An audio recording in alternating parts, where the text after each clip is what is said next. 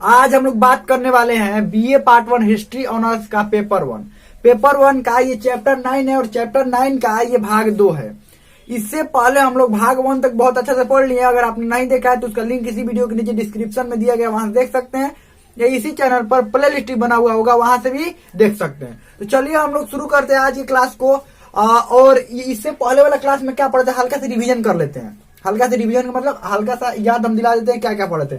मौर्य युग के बारे में पढ़ रहे थे। इससे पहले नंद वंश था, अंतिम शासक नंद वंश का धनानंद था। मौर्य वंश की स्थापना हो गई थी और उसका शासक जो था, मौर्य वंश का पहला शासक किसने, चंद्रगुप्त मौर्य ने मौर्य वंश की स्थापना की थी। चाणक्य प्रधानमंत्री थे, मगध साम्राज्य का राजा बन गया था। इसके समय राजधानी पाटलिपुत्र थी।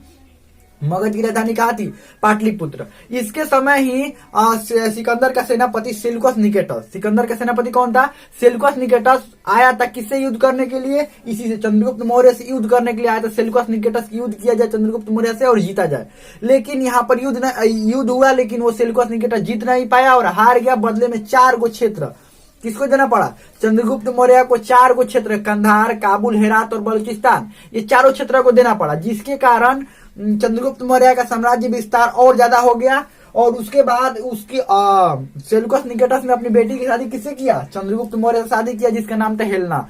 और वहां के सेल्यूकस निकेटस ने अपना राजदूत भी एक भेजा था, जो कि जिसका नाम था मेगास्थनी, जिसने एक पुस्तक की रचना की जिसका नाम था इंडिका, जो कि पाटलिपुत्र में राजधानी में रहा और राजधानी के आसपास पूरे मतलब राज्य में घूमा और एक पुस्तक की रचना की जिसका नाम था इंडिका। अब देखिए कहां तक और पढ़े थे। इनके समय इनके राज्य में अकाल पड़ा था। अकाल का वर्णन सोहगौर अभिलेख में था। सोहगौर अभिलेख ये अकाल पड़ा था। और ये धनी लोगों से ये कह रहे थे कि आप मदद कीजिए, किनकी मदद कीजिए, अकाल पड़ा है गरीबों की मदद कीजिए। और साथ में इन्होंने भी अपने राज्य अपने तरफ से अकाल पीड़ितों को जो सेवाएं भिजवाई थी, जो भी वहां से अपने राजधानी से जो भी चीज भिजवाया था बांटने के लिए, देने के लिए, उस सब का वर्णन सोहगौर अभिलेख में किया गया, जो कि गोरखपुर में है। कहा, गोरखपुर। अब देखिए इस समय भी सरकार द्वारा कुछ भी बंटवाया जाता है, कुछ भी भिजवाया जाता है, तो क्या करते हैं, कैसे बताया जाता है, सरकार का कोई अधिकारी या कोई मुख्यमंत्री या प्रधानमंत्री वो आते हैं, कहते हैं कि हमने ये फ्री बंटवाया है या ये ऐसे किया है। पोस्टर बैनर खूब लगता है ना, पोस्टर बैनर, ठीक वही है पोस्टर बैनर। ये इस समय तो पोस्टर बैनर हर जगह लग जाता है। उस समय अब पत्थरों पर था ना, पोस्टर बैनर तो था नहीं, तो लगेगा कहते पोस्टर बैनर। तो ये क्या करते थे, पत्थरों पर अलग अलग राज्य के अलग अलग क्षेत्रों में लगवाया जाता था। किस पर, पत्थरों पर उत्खनन करवाया जाता था, यानी पत्थरों पर लिखवाया जाता था कि ये बात है, मतलब उसको वो बन जाता था अभिलेख। अब बताइए तो इस समय जो पोस्टर बैनर छपवाया जा रहा है, कितना दिन बचेगा पोस्टर बैनर, नहीं बचेगा। ये बचता है पोस्टर बैनर, कहाँ बचेगा, नहीं बचेगा, वो कुछ दिन में खराब हो जाएगा सब। लेकिन ये पत्थर अभी तक खराब हुआ है, इसी कारण हम लोगों को पता चल पाया कि इन्होंने इनके समय में अकाल पड़ा था। तो देखिए सोहगौर अभिलेख के अलावा महास्थान अभिलेख ध्यान रखिएगा। इस अभिलेख के अलावा महास्थान अभिलेख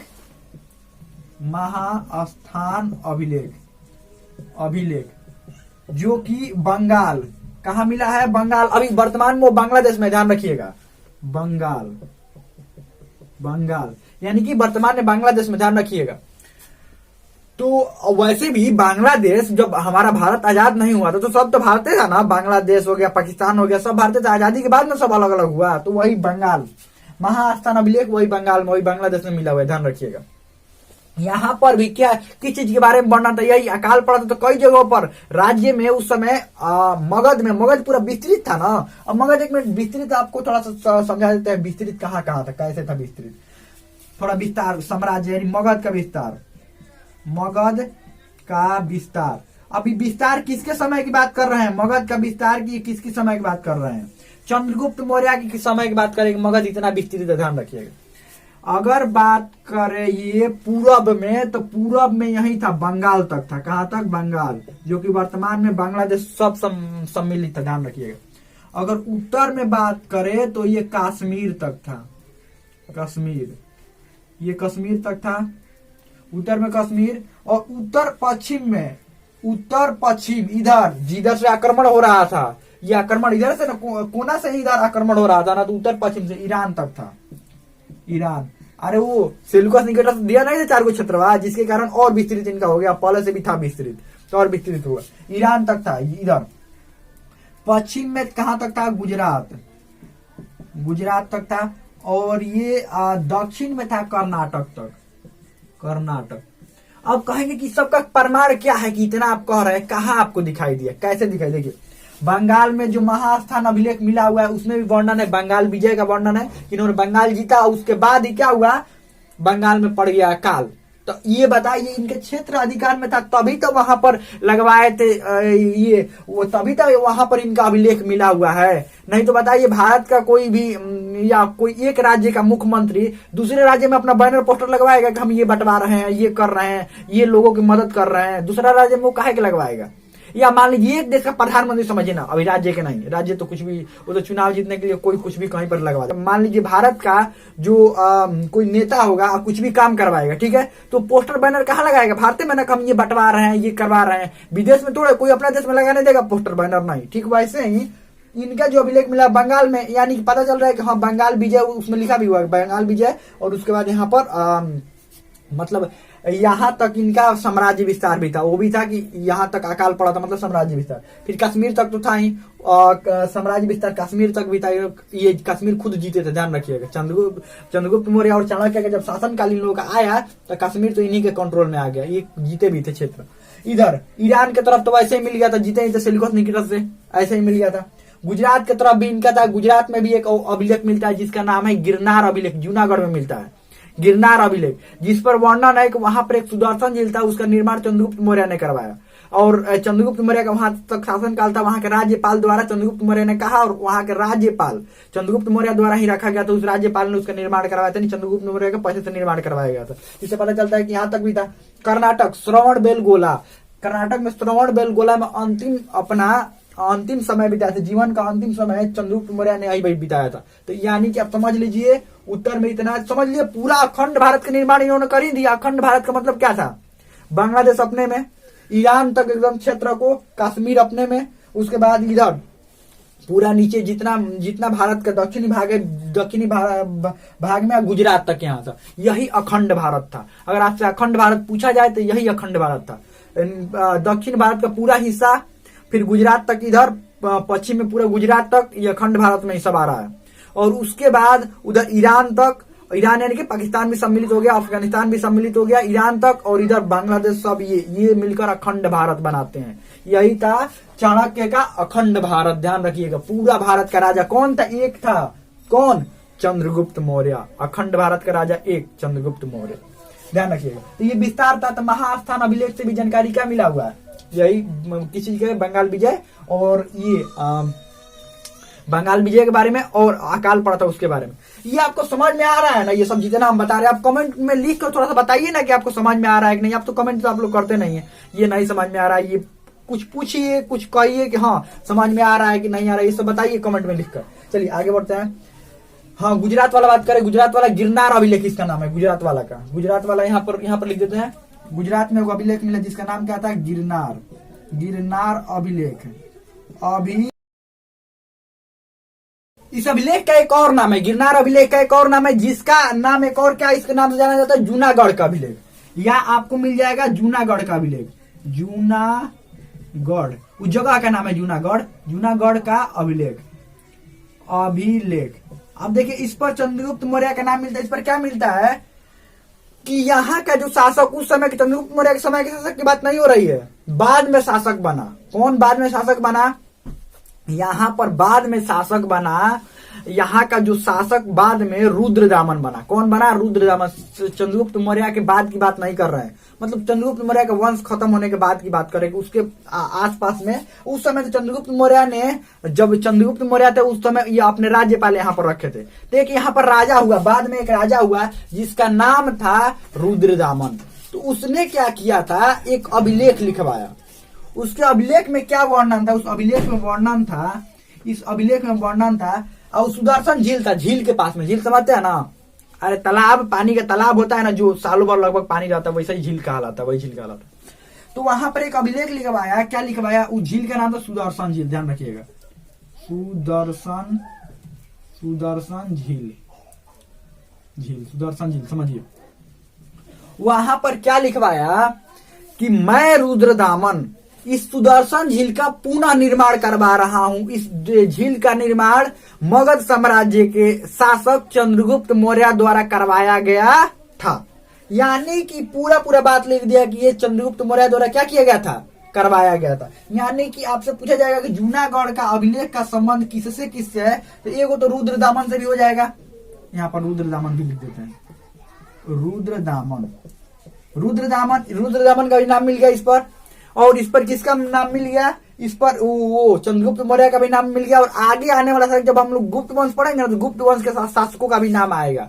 उन्होंने भी उसके बाद फिर पुनर्निर्माण सभी लोग करवा रहे थे। यानी निर्माण हो गया था, मान लीजिए कुछ दिन बाद खराब हो गया, खराब तो होगा ना, झील है तो मान लीजिए कहीं घाट टूट गया, कहीं और कुछ टूट गया होगा। जैसे मान लीजिए चौतरा बनाया गया होगा, चारों तरफ बनाया गया होगा, वहां पर चीजें लगाई गई होंगी सुंदरता के लिए, खराब हो गई होंगी, तो सबका निर्माण पुनर्निर्माण ये करवाया, फिर बाद में और भी शासक करवाए। वो झील अच्छा होगा तभी तो सब लोग करवा रहे हैं ना। तो ये गिरनार जूनागढ़ अभिलेख समझ लिए, दोनों का नाम एक ही है। अब हम लोग आगे बढ़ते हैं। ये अभिलेख 3 गो अभिलेख, सौगौर, महास्थान, गिरनार, जूनागढ़ अभिलेख। अब देखिए चंद्रगुप्त मौर्य जो थे वो उनका मतलब समय अब काफी वृद्ध हो चुके था, वृद्ध मतलब, तो इन्होंने क्या किया, अब इन्होंने कहा कि अब हमको शासन चलाना है नहीं। इन्होंने अपना शासन जो है अपने पुत्र को सौंप कर क्या किया, अपने पुत्र को सौंप कर और ये जैन धर्म ग्रहण कर लिए, जैन धर्म ग्रहण कर लिए।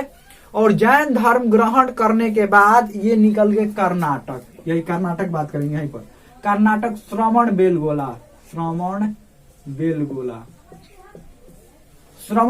में निकल गए कर्नाटक।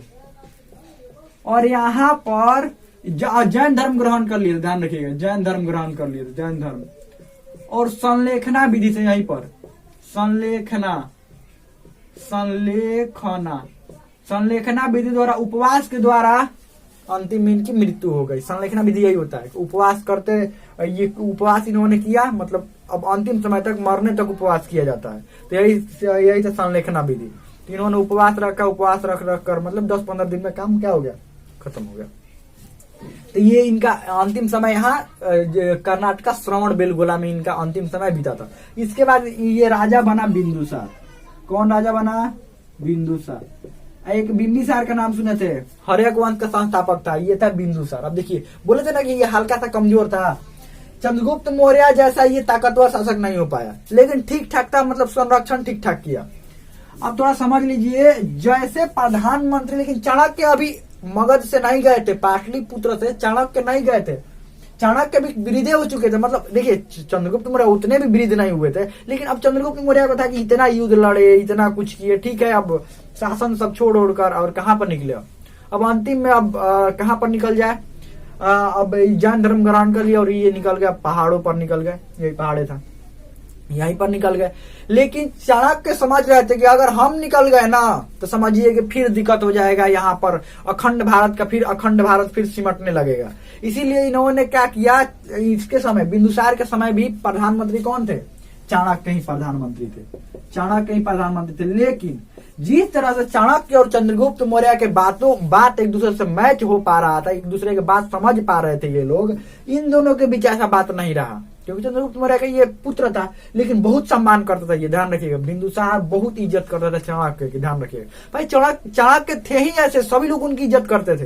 बताइए, अखंड भारत के निर्माण करना कोई छोटी बात है। अखंड भारत समझाएंगे थे, कहाँ की बात कर रहे हैं, ईरान से लेकर इधर बांग्लादेश, ये सब पूरा भारत, सब ये अखंड भारत था, पूरा मिलकर अखंड भारत बनता था। तो वही ये बिंदुसार, समझ लीजिए, ये बिंदुसार जो था, ये बिंदुसार और चाणक्य के मतलब उतने अच्छे बात मतलब नहीं हो पाता था, जिस तरह से ये चंद्रगुप्त मौर्य और चाणक्य के बात हो पाता था। अब क्या हुआ, बिंदुसार के दरबार में धीरे धीरे स्वार्थी लोगों की संख्या बढ़ने लगी, लेकिन चाणक्य थे तो स्वार्थी बढ़ कैसे जाएंगे, तो चाणक्य ने कई स्वार्थियों को बाहर भी निकाला दरबार से। इससे कुछ लोगों ने षड्यंत्र किया और इसके निजी सचिव, बिंदुसार के निजी सचिव और बहुत सारे लोगों ने षड्यंत्र करके इन दोनों के बीच में मतभेद करवा दिया। मतभेद समझते हैं ना, दोनों के बीच में मतभेद हो गया चाणक्य गुस्सा। अब चाणक्य की बात नहीं मानिएगा, समझिए, चाणक्य कोई तार्किक बात कर रहे हैं, कोई अच्छी बात कर रहे हैं और आप कहे कि मन में नहीं कर। चाणक्य पाटलिपुत्र छोड़कर निकल गए, क्योंकि चाणक्य क्या बातें नहीं सुन पा रहा था। कौन बात नहीं सुन पा रहा था? बिंदुसार। क्योंकि इसके दरबार में बहुत सारे स्वार्थी लोग भरे पड़े थे और इन दोनों के बीच मतभेद हो गया। ये बातें नहीं समझ पा रहा था। किसका? चाणक्य। चाणक्य कुछ और कहते थे, ये कुछ और कहता था। इसी इससे चाणक्य क्या हुए, गुस्सा होकर और कहां पर निकल गए? पाटलिपुत्र छोड़कर निकल गए। उनको भी लगा कि बताइए, हमारा जब शिष्य, जो असली शिष्य था, वो रहा ही नहीं। अब चंद्रगुप्त मौर्य नहीं रहा तो हम अब रह कर क्या करेंगे? लेकिन देखिए, इनका था ना कि हम बताइए अखंड भारत का निर्माण किया है, अगर हम नहीं रहेंगे तो ये सच में अखंड भारत रह नहीं पाएगा। देखिएगा आगे क्या होगा, सिमटने लगेगा धीरे धीरे। तो क्या हुआ, चाणक्य अब अंतिम में इनका जब बात का कोई वैल्यू नहीं रख रहा था ये, तो ये निकल गए। लेकिन बाद में इसको एहसास हो गया बिंदुसार को कि नहीं, हम गलत किए हैं, हमको छोड़कर, मतलब ये हमको ये चाणक्य के साथ ऐसा नहीं कहना चाहिए था। बाद में चाणक्य के पास जाकर माफी मांगा ये, लेकिन फिर भी चाणक्य नहीं आए। पाटलिपुत्र वापस राजधानी में लौटकर नहीं आए। उन्होंने कहा ठीक है आप चलाइए, हम कितने दिन और रहेंगे? इन्होंने कहा ठीक है, हमारे जगह पर कोई अच्छा और ढूंढ लीजिए, हम अब कितने दिन रहेंगे? तो ये अब वापस नहीं गए चाणक्य। लेकिन अब बिंदुसार को पता चल गया था कि हमारे दरबार में स्वार्थी लोग भरे पड़े हैं, तो इसके कारण और थोड़ा सा कंट्रोल करके रखता था। तो ये क्या हुआ, लेकिन फिर भी स्वार्थी लोगों की संख्या कम थोड़े हो रही थी। धीरे धीरे इसका क्या हुआ, ये अपना जो इसका साम्राज्य धीरे धीरे सिकुड़ने लगा।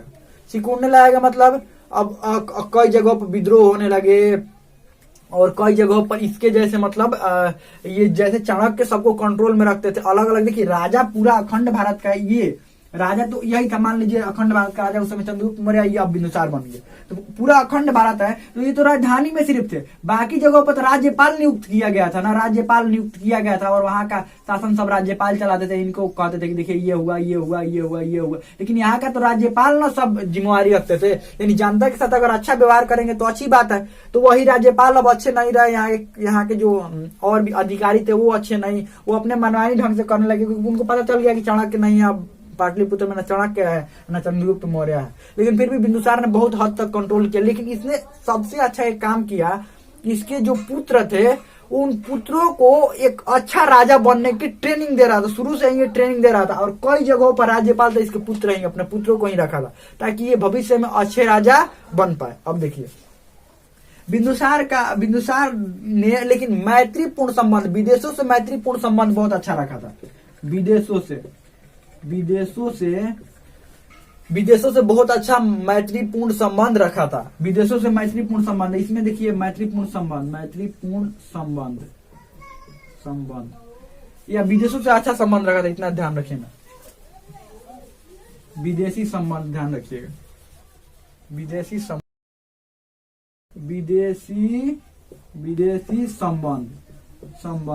अब देखिए इसमें एक देखिए सीरिया का शासक, सीरिया का शासक, सीरिया से बहुत अच्छे रिश्ते थे। ये मगध का सीरिया से बहुत अच्छा रिश्ता था, मतलब समझ लीजिए मित्रता वाला ही रिश्ता था सीरिया से। तो क्या हुआ यहाँ पर, मित्रता वाला रिश्ता था तो सीरिया के जो शासक थे, उन सीरिया के शासक से इसने क्या कहा कि सीरिया के शासक तो 3 वस्तुएं मांगा था इसने, 1, 2 और 3 वस्तु मांगा था। अब देखिए मित्र है तो देना ही पड़ेगा, लेकिन मित्र है तो ये मतलब नहीं ना कुछ भी मांग लीजिएगा, कुछ भी दे दिया जाएगा, नहीं। तो इसने 3 चीजें मांगा था। एक था सूखा अंजीर, पहला सूखा अंजीर मांगा था, सूखा अंजीर। दूसरा जो चीज मांगा था वो मांगा था मीठा शराब। और तीसरा मांगा था दार्शनिक मांगा था, दार्शनिक। अब दार्शनिक कौन होते हैं ये भी समझिए, जो समाज में अच्छी बातें करते हैं वही क्या होते हैं, दार्शनिक। ये 3 को चीज मांगा था। कौन मांगा था? बिंदुसार सीरिया के शासक से मांगा था। तो सीरिया के शासक जो थे उन्होंने सूखा अंजीर और मीठी शराब 2 चीज तो भिजवा दिया, लेकिन उन्होंने कहा कि दार्शनिकों का हम व्यापार नहीं करते हैं। दार्शनिक समझते हैं ना, दार्शनिक क्या होते हैं? जो समाज में अच्छी बातें करते हैं, पढ़ लिख कर राजा के दरबार में रहते हैं। तो इसको था कि यहाँ पर बहुत अच्छे दार्शनिक है तो उनको मंगवा लिया जाए। तो इन्होंने कहा कि हम दार्शनिकों का व्यापार नहीं करते हैं, दार्शनिकों को हम नहीं भेज सकते हैं, क्योंकि शिक्षा का व्यापार ये हो गया ना, और शिक्षा का हम कभी व्यापार नहीं करते, शिक्षा का सम्मान करते हैं। देखिए सम्मान तो हमारे देश में भी शिक्षा का होता है, हम भी सम्मान करते हैं। लेकिन बिंदुसार ने भी कहा कि हम भी शिक्षा का सम्मान करते हैं, लेकिन भिजवाइए, क्या दिक्कत है? तो नहीं, हम दार्शनिक को नहीं भिजवा सकते। समझ लीजिए कितना इज्जत किया जाता है शिक्षा का, इसीलिए शिक्षा का हमें भी क्या करना चाहिए, इज्जत करना चाहिए। इसने दार्शनिक नहीं भिजवाया, मित्र होते हुए भी दार्शनिक नहीं भिजवाया, ध्यान रखिएगा। ये 2 चीज भिजवा दी, यही पूछा जाता है 3 को कौन कौन सी चीजें भिजवाया था, सूखा अंजीर, मीठी शराब और दार्शनिक। तो अब इसके थोड़ा सा बिंदुसार के बारे में यहाँ पर समझ लीजिए। अब धीरे धीरे अशांति फैलने लगी, क्योंकि सबको पता चल गया था चाणक्य के दरबार में है नहीं, चंद्रगुप्त मौर्य भी है नहीं, दोनों नहीं है, इनसे कुछ होगा नहीं। तो क्या हुआ, और इनके दरबार में भी चापलूस लोग जो थे और दरबार में जो स्वार्थी लोग थे वो भरने लगे थे, जिसके कारण क्या हुआ था, यहाँ पर ये अब मगध में धीरे धीरे क्या हुआ, मगध के बाहर जो भी क्षेत्र थे, जैसे मगध में जो अलग अलग क्षेत्र थे, जैसे राजधानी के बाहर वाले क्षेत्र की बात करें, इधर देखिए, यहाँ इसको मिटा देते हैं, राजधानी के जो बाहर वाला क्षेत्र की बात करते हैं, इधर बिंदुसार पूरा मिटा देते हैं, राजधानी के थोड़ा बाहर वाला क्षेत्र की बात कर लेते हैं। चलिए बिंदुसार यहाँ पर लिख देते हैं, बिंदुसार, यहाँ बिंदुसार लिखते हैं, बिंदुसार। अब राजधानी के बाहर वाला थोड़ा सा बात कर लेते हैं। देखिए ये भारत का मैप उतना अच्छा नहीं बन पाया है, अब से बनाते हैं इसको।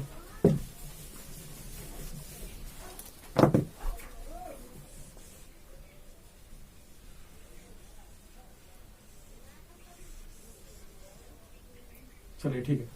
अब देखिए या इधर तक तो पूरा मगध फैला हुआ था, पूरा मगध, इधर समझ लीजिए पूरा मगध था, ये सब मगध, बांग्लादेश सब मगध था। तो यहाँ पर क्या था, कश्मीर वाले क्षेत्र में, ये कश्मीर वाले क्षेत्र में यहीं से विद्रोह होना चालू हो गया। लोगों ने यहाँ पर, जनता ने विद्रोह कर दिया, यहाँ के जो बाकी सब अधिकारी थे, अधिकतर लोग यहाँ पर क्या किए, विद्रोह कर दिए। अब इसके बहुत सारे पुत्र थे, बहुत सारे पुत्र, 100 से अधिक पुत्र थे इसके, किसके, बिंदुसार के। लेकिन सबसे बड़ा जो पुत्र था उसका नाम था सुसीम, और दूसरा का नाम था, उससे छोटा नाम था अशोक। कौन नाम था, क्या नाम था, अशोक। बाद में यही सम्राट अशोक बनेगा, ध्यान रखिएगा। तो बिंदुसार का जो बड़ा पुत्र था सुसीम और अशोक, ये दोनों को अलग अलग क्षेत्रों का राज्यपाल बनाया था। कौन राज्यपाल बनाया था, बिंदुसार। हम तो आपसे बोल ही रहे थे कि अपने बच्चों को जो शिक्षा देने की बात है, राजा बनाने की बात है, ट्रेनिंग राजा के देने की बात है, एकदम बेहतरीन दिया था एकदम। तो क्या हुआ, इनको अलग अलग जगहों का राज्यपाल बनाया गया था। तो यहाँ हो गया विद्रोह। तो यहाँ पहुंचा, ये पाटलिपुत्र में सूचना पहुंचा कि देखिए महाराज जी तो विद्रोह हो गया है। तो इसने, बिंदुसार ने क्या किया, सबसे पहले अपने बड़ा बेटा सुसीम को भेजा कि जाओ इनको निपटा कर आ जाओ, कैसे भी करके विद्रोह शांत कर देना, जो भी तुमको करना होगा करना।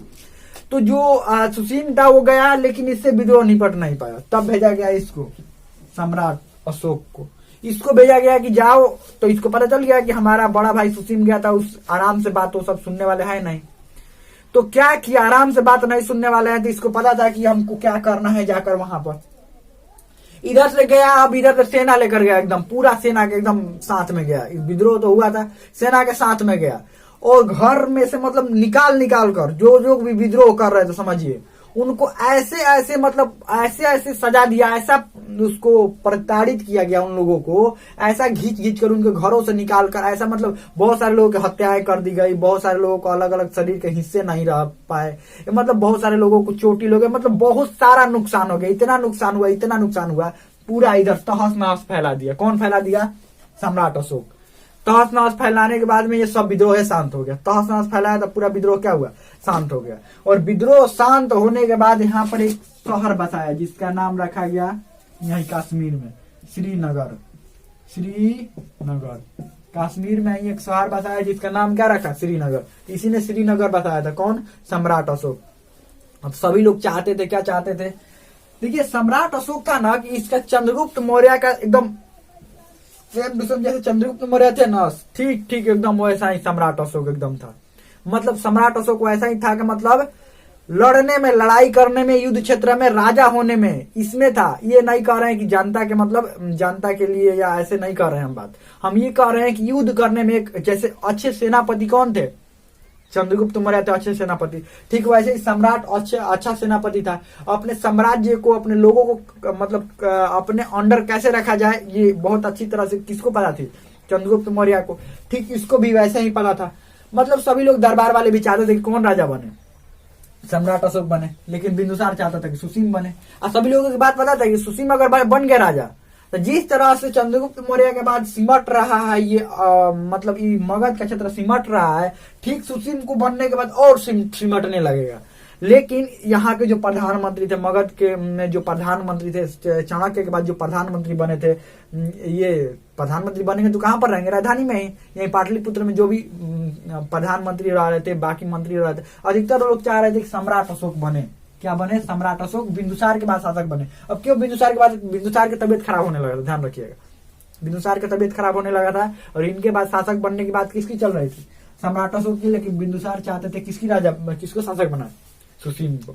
तो अगले भाग में हम लोग पढ़ेंगे कि सम्राट अशोक राजा, तो सम्राट अशोक बनेगा, लेकिन कैसे बनेगा सम्राट अशोक राजा, इसके बारे में हम लोग अगले भाग में पढ़ेंगे। तो हमें लगता है समझ में आ गया होगा। अब इसमें कोई भी डाउट हो, कोई भी क्वेश्चन हो, आप कमेंट में पूछ सकते हैं। हमें लगता है समझ में आ गया होगा।